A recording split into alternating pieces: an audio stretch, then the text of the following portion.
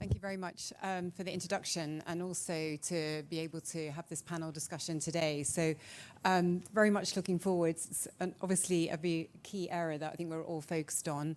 First of all, asking the panelists to introduce themselves, and then we can get on to some core questions I think we would like to be asking. So maybe if I can hand over to you firstly, Andreas, to introduce yourself. Thank you very much.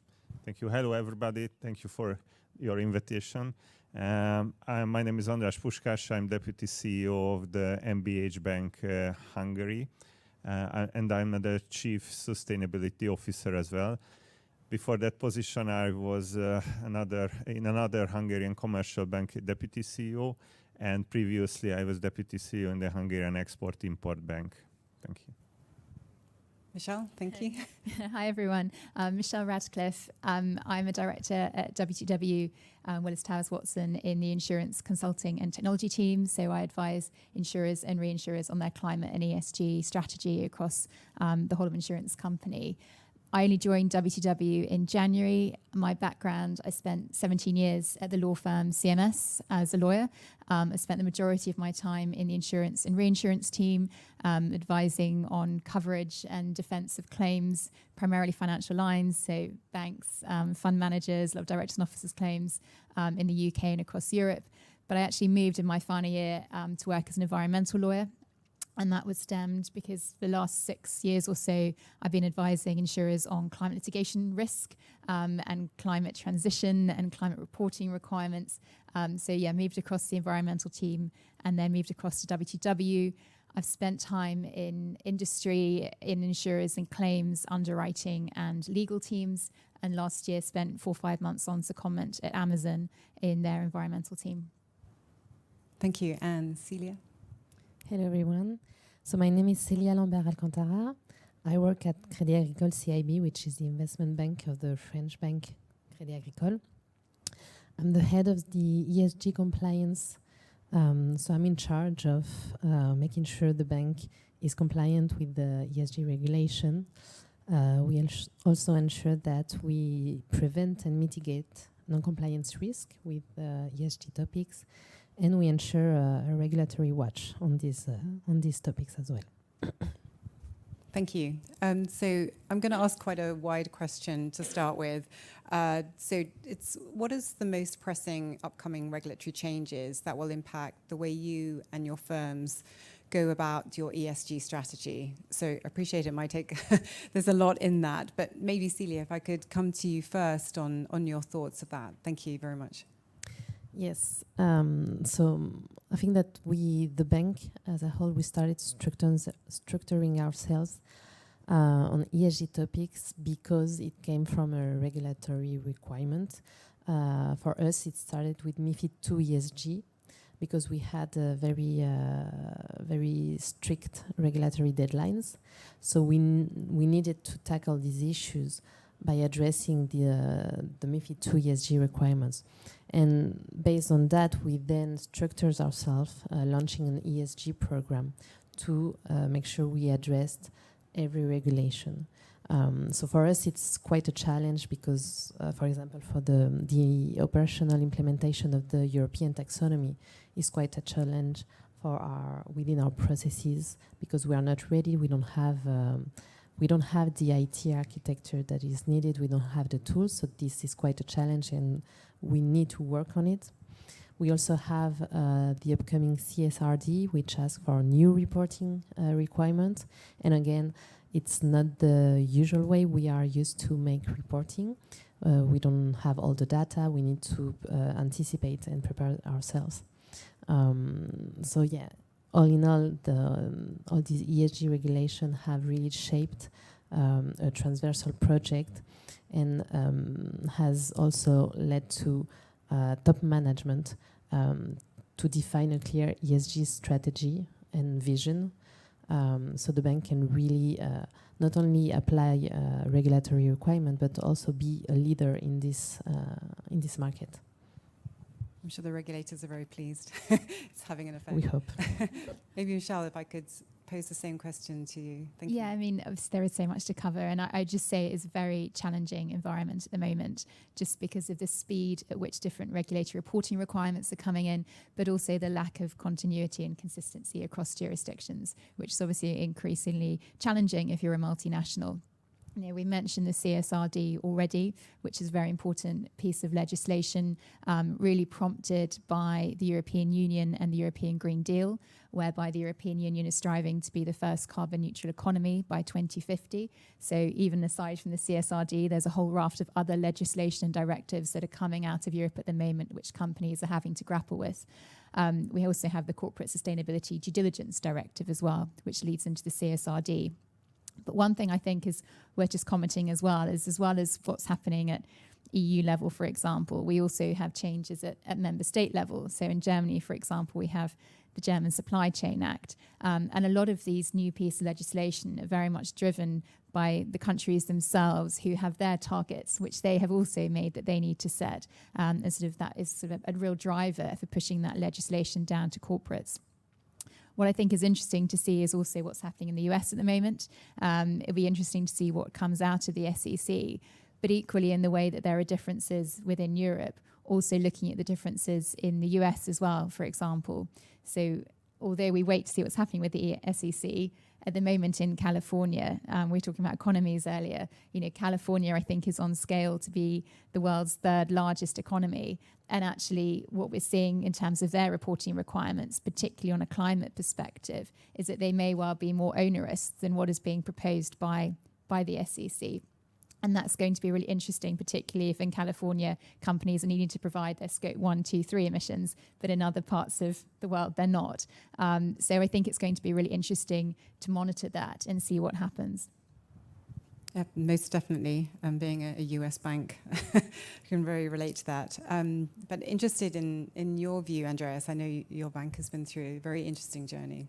Yes, that's right. First of all, I'd like to point out that the MBH Bank is, in its current form, has been in existence since 1st of May this year. So, which is the result of the merger process of 3 Hungarian commercial banks, which is unique in the Hungarian history, but I think in the European history as well, because at the same time, same size 3 commercial banks could merge successfully. This merger itself has placed very high demands on the management team over the last 3 years, especially in terms of the regulatory compliance. For this point of view, the impact of regulatory requirements on our bank strategy does not present us with particularly difficult challenges, because for almost 3 years now we have been waking up and going to bed with the idea that we have to comply with some kind of regulatory expectation of the bank operation and strategy as well. The reason why I wanted to highlight this is that with such challenges to address and coordinate meeting the regulatory requirements related to ESG is not challenging us very much. The lack of data is more challenging than meeting regulatory expectations. I believe that we have built a strong professional team over the last 2 years, and we have established an ESG competence center and ESG ambassador program. Furthermore, we have also launched an ESG academy, which aims to ensure that our own employees in the particular have a continuous and deep ESG knowledge that will help them to do their jobs as well as possible. In the future, we would like to extend this academy to our clients as well, so that they can better understand what we expect of them. In my opinion, we are on the right track because 2 years ago, one of our member banks won the Green Award of the Hungarian National Bank, which rewarded the bank's efforts towards sustainability. And 3 weeks ago, we won the Green Award of an international consulting firm as well. So therefore, I think we are on the good track now. Thank you. Well, congratulations for those awards. You definitely need to share the secrets of how we can all get there. But I do think it's very interesting of how companies are reacting internally and for their own innovative strategies. So maybe if I can go back to you, Michelle, and sort of build on what Andreas has been talking about and really say what innovative strategies can organizations employ with their workforce to ensure processes are staying ahead as much as they can of the ESG regulatory curve? Yeah, I mean, I think organisation is clearly key. It's keeping ahead of the curve and understanding what's coming up, what's necessary from reporting requirement. And although I said earlier there's obviously a myriad of different reporting requirements to comply with, actually understanding the crossovers between the different ones is really important so that you can start having a clear strategy and using, here today at Tech Conference, using tech solutions across your organisation to be able to draw together the relevant data sources that are needed from a reporting perspective. And I think it is very much important that it is an internal sort of bottoms-up approach as well. I don't know how, Celia, it's being approached in your company. Yes, well, actually quite similar to Andreas, because we also have a ESG Academy, because we want to train and to raise awareness for all staff. So we make sure that we have relevant trainings. We also try to build up in-house expertise. So we want to ramp up the expertise in ESG issues. And we also want to tackle the technological and the data issue internally. So we are trying to define our own data metrics. We are trying to create our own data hub, so we can do our reporting internally and not ask too much for data providers. So that's also why it's quite interesting journey, because there is a lot to do and it's quite motivating. The huge potential, definitely. And I didn't know, Andreas, was there anything else you would like to add? Thank you.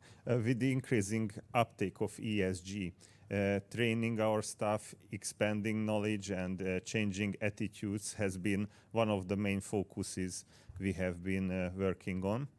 We believe that we have to start the change ourselves first, because only if we believe in it and above all understand what we are doing and why we are doing it, can we communicate our sustainability ambitions to our clients. Just a few examples that we achieved in the last couple of months. Developing ESG skills and building ESG expertise within the organization is now embedded in our operation. We felt it was important to develop a workforce that understands ESG principles, regulations, and the reporting requirements as well. We provide the growing training palette on sustainable finance and ESG risk management.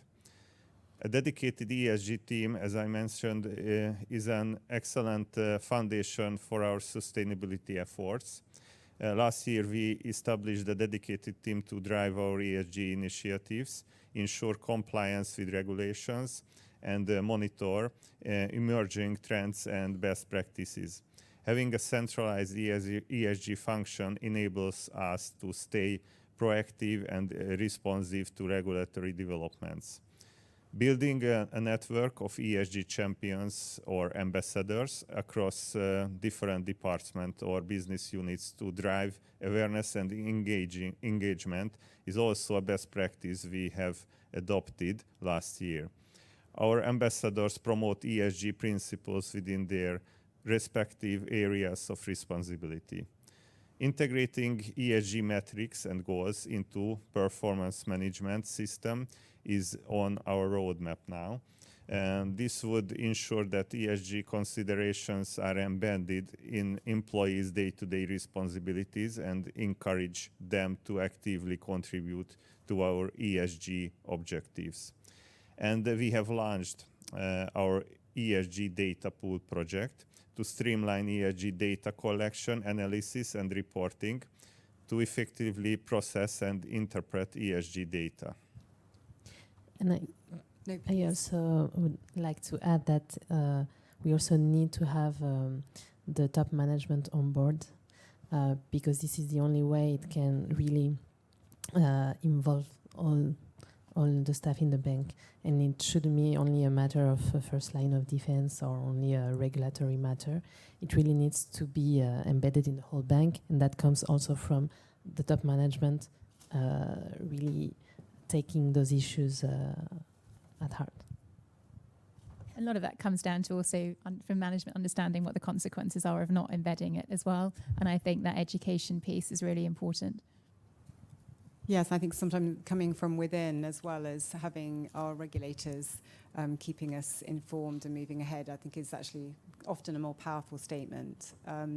Because I think we've all shown from your examples of where we've achieved, but if I can sort of push it further, one of the questions I know many reports still list greenwashing as one of our highest concerns to governments. And I suppose the question's always there is, how much further should regulators go, and what steps can financial institutions realistically be able to take? Almost, is the financial industry the one who should be leading the charge with the regulators? And maybe, Michelle, if I can come back to you from the experience that you've had and insurance as well, just would be interested in your view on that topic. I mean, obviously, greenwashing is a huge concern, and it's not focused purely on the financial sector. It's consumer products, it's different sectors. No one's really immune to it. And we see in the press most weeks different greenwashing scandals hit the press from different sectors. I think we are seeing a shift now. Aside from the risk of reputational damage and the litigation and fines and penalties that can come with greenwashing allegation, even so far as to look at potential risk of claims against directors and officers as well. We are seeing a shift now to really, well, aside from the concern of green hushing, we are seeing a shift to really, I think, again, what was mentioned earlier, that need for increased transparency and accountability, which would hopefully allay concerns about greenwashing. We've seen in the last, I think it was 2 weeks ago, the European supervisory authorities have actually come out with a definition of greenwashing. They're looking at potentially whether they will need to amend their European regulatory reporting requirements to look at greenwashing. But, from my perspective, as a sort of former litigator, the concerns that have been expressed about a greenwashing scandal in the financial services sector have been around for a number of years now, and we have seen some examples of that come to fruition. But it is certainly an area of concern.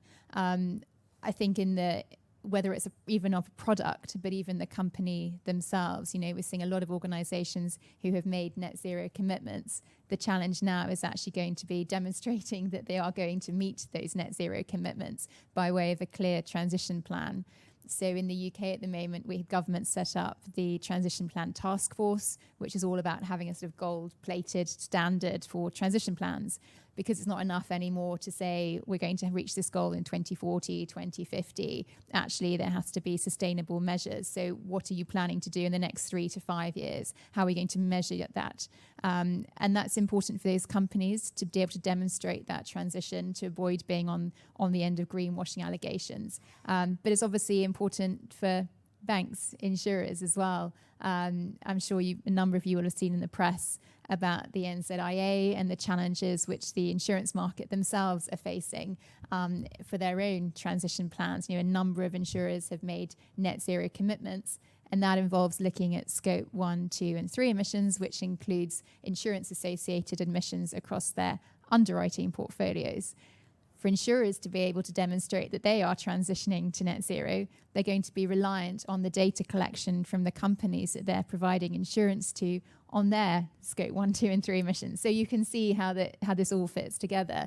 But that provision of data, that understanding, that methodology and calculation that goes into demonstrating a transition is crucially important for companies themselves, leaving aside the products and services that they provide, to show that they are not going to be on the receiving end of greenwashing allegations as corporates. It's a challenging area, but one where I think, as you said, it's not just one industry sector. It's definitely for all of us to be considerate of. I'm just interested in your view, Andreas, on that, and the extent the greenwashing is top of the mind to keep the regulators keep pushing the agenda forward. Yes, that's right. In my opinion, regulators have a role in investor education and protection to increase awareness about greenwashing risks and empower investors to make informed decisions. Providing guidelines, educational resources, and promoting ESG literacy can help investors identify sustainable investments. I believe that many responsible banks have the same approach towards their customers and place great emphasis on educating, informing, and advising them. For us, raising awareness and disseminating information about sustainability is one of the 5 pillars of our ESG strategy. Regulators, industry associations, and financial institutions can collaborate to share best practices, exchange information, and collectively address greenwashing challenges. We find that engaging in such collaborations, for example, the Hungarian Banking Association has a sustainability task force that we are involved in, has many advantages and is an excellent way to keep up the trends, current challenges, and best practices. Financial institutions can actively engage in sustainable finance by focusing on investments that have a positive impact on the environment and society, and that support the United Nations Sustainable Development Goals. Not only in investments, but in our ESG efforts and decision-making in general, we always look at the ways we can work towards the relevant SDGs. For example, through specific product development and even an employee volunteering program. Speaking of volunteering, this spring, for example, we planted the first 10,000 tree seedlings of our very own MBH forest. The next 10,000 trees are planned for next spring, all with the joint efforts of around hundreds of our colleagues and ESG ambassadors. We strongly believe that building internal expertise on ESG matters can ensure informed decision-making to secure sustainable financing and initiatives. Under the guidance of our dedicated ESG department, we provide a growing range of training and education to employees and management to enhance their understanding of ESG issues, sustainability frameworks, and the best practices. I love the idea that we should all have a bank, all have a forest named after our banks. I think that has to be one of the takeaways for all of us. No, but thank you very much for that. And maybe Celia, just to pose the question to you as well about how do we address the greenwashing? Yeah, well, very quickly because a lot has been said. But first, I think that we need to build and define a strong governance first. Then we have really to identify the risk.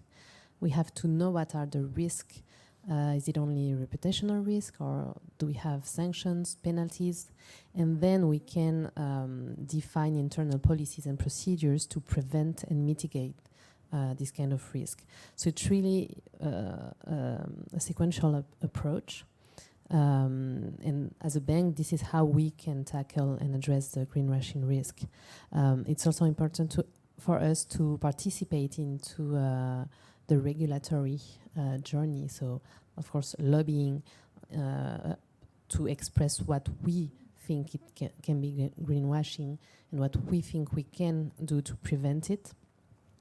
And then from the regulatory side, I think that it's important to have a common definition for the whole sector, because as of now, it's a definition of greenwashing for products, for specific products, or maybe it's just greenwashing as a whole, and it can cover a lot of things. So we need to have a precise definition and then guidance on how we can prevent and mitigate those risks. It's also just worth adding, I think from a claims litigations perspective, one of the key areas of concern at the moment is greenwashing.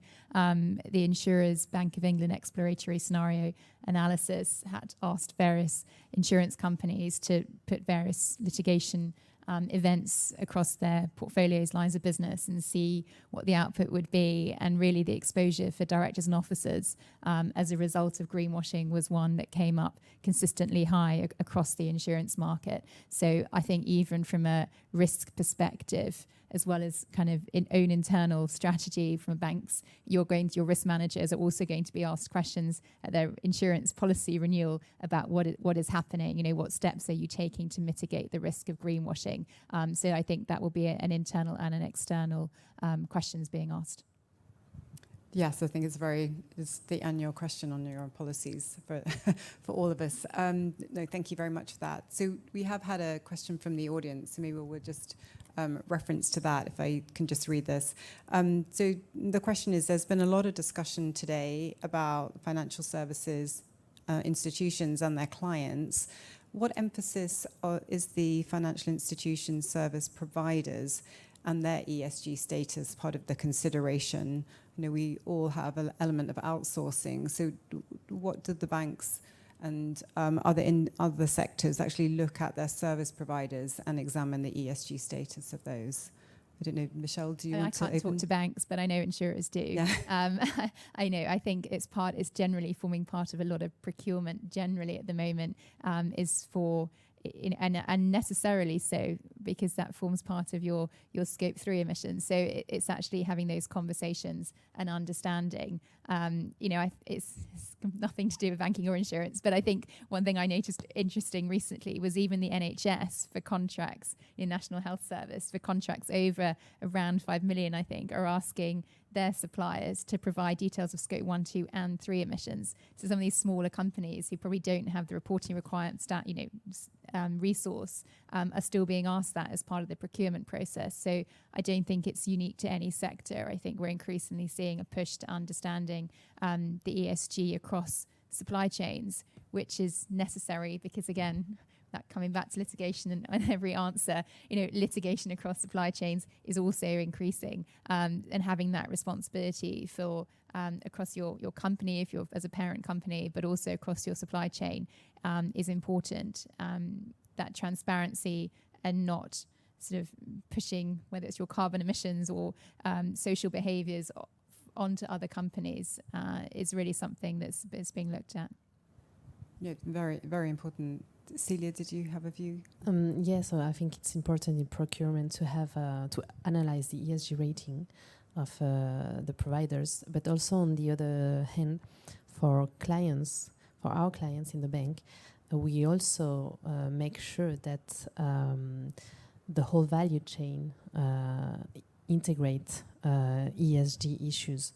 We kind of anticipate the corporate, the directive, the due diligence directive, the CSDDD, because we have, within the second line of defense, we have due diligence processes to make sure we identify any adverse information on ESG issues, to make sure that our clients and their value chain respect a set of standards, social standards, and environmental standards. And so we have dedicated committees analyzing our clients to ensure that we are also committed to ESG in the value chain of our clients. Very much. Did you have a comment, please? Thanks. Yes. According to surveys, a bank could impact the environment 1,000 times more than a company. And therefore, we have prepared and we have proactively launched a couple of major projects earlier this year. Our own net zero banking project is meant to assess our scope 1, 2, and 3 carbon emissions. In addition to serving as a baseline to improve upon is our ESG efforts, it also prepares us for such enhanced disclosure obligations. We are currently in the process of calculating our scope 3, so this is the value chain. Scope 3 emissions. And once we see the entire picture, we will formulate a plan to cut these emissions back and as we possibly can, and offset the remaining emissions through science-based and internationally accepted projects. Our data pool project addresses the immense data requirements of these ESG-related disclosures and will help us to meet any few requirements quickly and efficiently. Yeah, no, that's very helpful. Thank you. Another question that's been posed by the audience, I think we've all talked a lot about the decarb and emissions, but what about the S of the ES&G on the social issues? I just wondered what the panel's view on prioritizing S within their ESG strategy looks like. Who'd like to take that first? Celia? Yeah, well, I think we are, of course, maybe less advanced on the S because of the regulatory requirements. But in the bank, we tackled the environmental and social issues more than 15 years now, because we have signed the Equator Principles. So it means that for project finance, we look at environmental and social issues before financing a project. So we have to classify the project based on their impact on E and S. So I think that's something that we've been doing for a long time now. So we are quite aware and quite we look at those issues more naturally. And we don't expect regulations. We didn't expect regulations to start tackling these issues. But again, it's maybe focused on one aspect of our activities, but it's the one with the main impact. No, most definitely. Michelle, did you have a view? Yeah, I mean, I think the social side is obviously incredibly important, and I think from a corporate reporting perspective, the data to provide actually details of pay gaps and women on board, a lot from a corporate perspective, these stats and figures have been around for a number of years. I think in terms of looking across supply chains, that's quite new, and that's something which a lot of companies are grappling with. I think from an insurance perspective, when they're, say, looking at policyholders, for example, it's not necessarily splitting out always the ES and the G, and this depends on the line of business and the sector the company's operating in. But obviously there's an increased use now of ESG scoring. It's probably a completely separate conversation. But I think, with those scorings, it does provide a snapshot of companies. There is an issue there about what you're using the ESG score for when you're looking at companies, whether you think it's indicative of a likelihood of loss, or whether you actually are just looking at these scores to have an understanding as an insurer or possibly in a bank of what your portfolios look like. But I think, the only benefit of those is it is encapsulating the EVS and the G, and you're able to sort of weight sort of some of the factors within the different headings of ES and G, depending on what you're interested in as well, which is a useful tool to make sure you're really fully encapsulating all the information that you need. Yeah, I think it is that whole encapsulation, as you said, is really important, with the weighting being appropriate. I don't know, Andreas? Yes. Obviously, I could say, okay, ESG, among ESG, everything is the same, on the same level and same importance in our strategy, but it's not true. Frankly speaking, we are focusing on E side, the environmental side.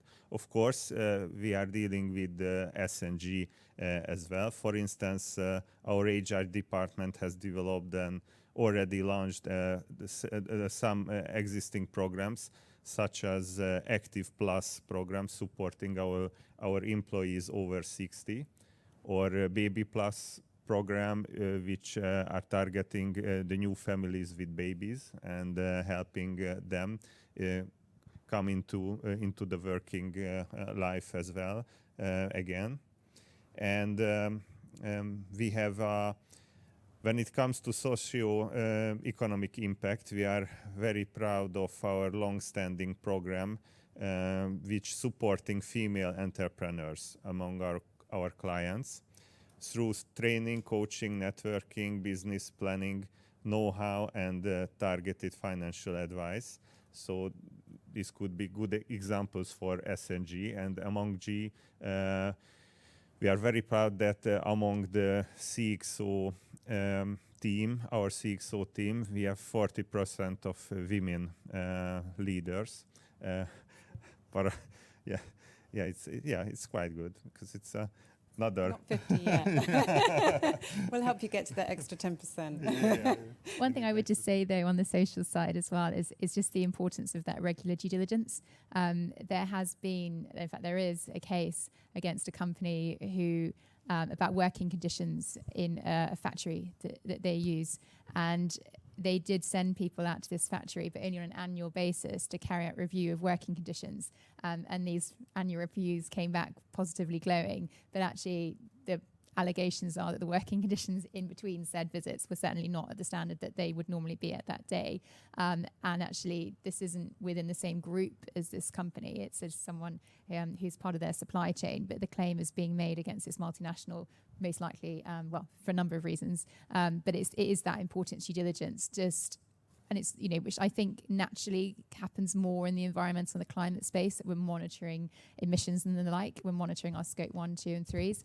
How often are we monitoring what's happening across the social side of our business and across our supply chains, I think is really important. Maybe a final thing, but maybe this is a specificity of France, I guess, because we have a law on duty of vigilance. And I think that it's going to become something at European level. But so we have this duty of vigilance. We need to have a plan of vigilance. So it can be something like whistleblowing mechanism or a grievance mechanism. So we also tackle the S issue and the G issue with that, with being compliant with this law. And that's been around for 5 or 7 years now.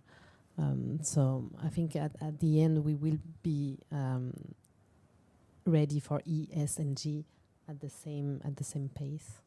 And that duty of vigilance law is also being used to bring litigation as well, isn't it? There's a case against the bank at the moment in France, which is premised on that duty of vigilance and the funding of certain projects. Yeah, it seems that there's a lot more discussion on the other areas. So it seems that there are directions being taken, but it's how it's then being promoted, and then obviously having a global approach would be really helpful. I know we're almost coming up to time. There's a couple more questions that have referenced about the greenwashing and how we can ensure and what we can do about what's in our published financial statements. And I know we were also going to touch a bit about how technology and data is important to us. So maybe if I can just hand it to you individually for any closing comments, but there were some of the open questions in case you wanted to reference them or give us your own thoughts to wrap up. Andreas, maybe I can pass to you for a couple of closing comments. Thank you. Yeah, thank you very much. In terms of the technology issues, I think it's a crucial point to start by clarify understanding the specific regulatory reporting requirements, which is needed us to handle, which will serve as the foundation for designing the technology solution.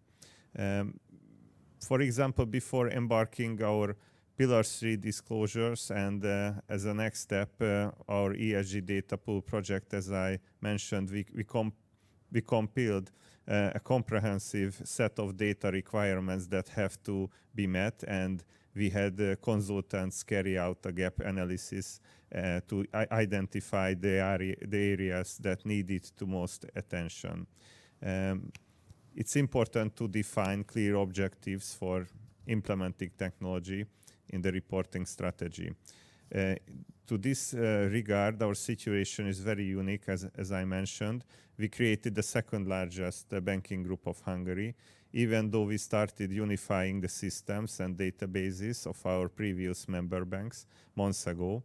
We still have a long way to go, while this is a major challenge for us now. At the same time, it is an opportunity to create a state-of-art and efficient reporting system that will meet all our new needs.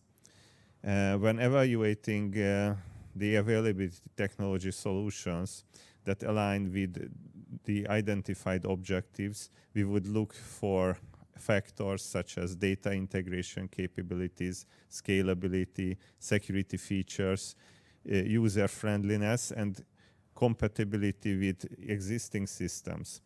Implementing reporting tools and automation solutions that streamline the reporting process would definitely facilitate data collection, analysis, and report generation. Very helpful, thank you, very informative. Michelle, any closing comments? I'll keep it very short because I'm conscious we're standing between you and lunch. But I think, so much is being covered already. Obviously, knowledge is key, understanding what your current reporting requirements are and what is upcoming, ensuring that you're part of consultations. So when consultations are coming out about new reporting requirements and the like, which are going to impact you, although timely, do take the effort to contribute towards those, because it's those contributions which will help set the standards as and when they come out, and try to and seek some form of consistency across them.